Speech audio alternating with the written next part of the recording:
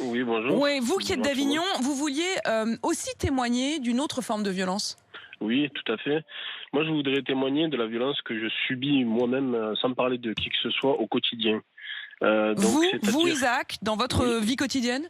oui, bien sûr, dans ma vie quotidienne, je suis persécuté par les forces de l'ordre face à des contrôles intempestifs.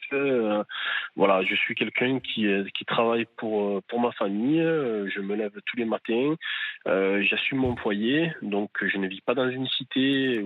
Quand bien même je vivrai, je respecte mon pays. Donc, je suis français d'origine marocaine. Fier Oui. de l'être, je suis musulman et je suis fier de l'être aussi. Mais pour autant, je ne suis pas dealer, voleur ou ce que vous voulez de cela. Et vous avez le Euh, sentiment d'être stigmatisé. Vous dites carrément Totalement. harcelé, ça se manifeste Ah comment quand vous dites ben, harcelé? c'est-à-dire que madame, aujourd'hui, ça s'est passé la dernière fois, c'est ce vendredi, je prends ma voiture pour aller au travail et dès qu'on je croise une patrouille de police assez tôt le matin, je subis un contrôle directement. Dès qu'ils voient que bon, j'ai une voiture qui est de marque allemande, que je me suis payé avec l'argent de ma sueur, quoi, de la sueur de mon front, et que ça y est, je suis stigmatisé en tant que dealer ou autre. Et du coup, ça ne se résume pas qu'à un simple contrôle de papier ou d'identité ou d'assurance, carte grise, non. Ça se résume à des fouilles, à des descentes des véhicules, fouilles sur soi, fouilles de notre sacoche, et c'est constamment de la sorte. Sincèrement, on est aussi épuisé, fatigué. J'ai mes sœurs qui aujourd'hui, j'ai une sœur à moi qui est assistante au procureur à Montpellier, une autre qui est infirmière libérale. Elle porte le voile dans la vie au quotidien. J'ai peur pour elles.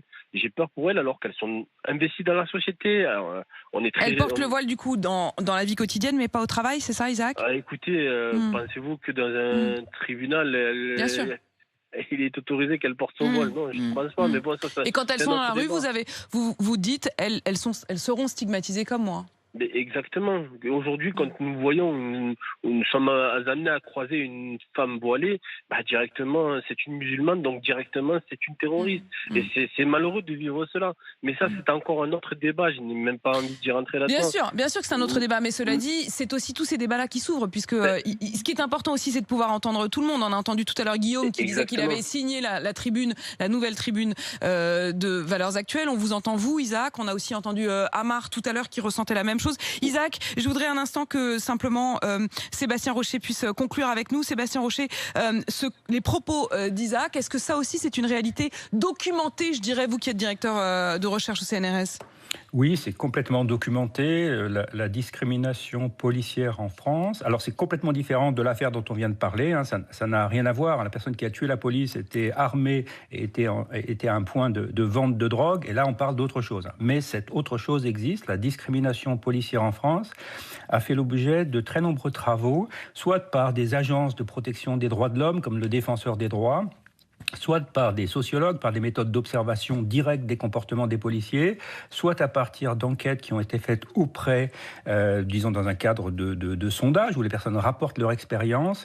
Et sur maintenant 10 ans, on a accumulé des bases de connaissances considérables, et il n'y a aucun doute, si vous voulez, que la discrimination ethnique par la police est endémique. C'est-à-dire qu'elle n'est pas partout, c'est pas chaque policier qui discrimine à chaque moment, mais dans toutes les forces de police de France qu'on a étudiées, à Aix, à Marseille, à Lyon, à Grenoble, à Paris, partout on trouve la discrimination.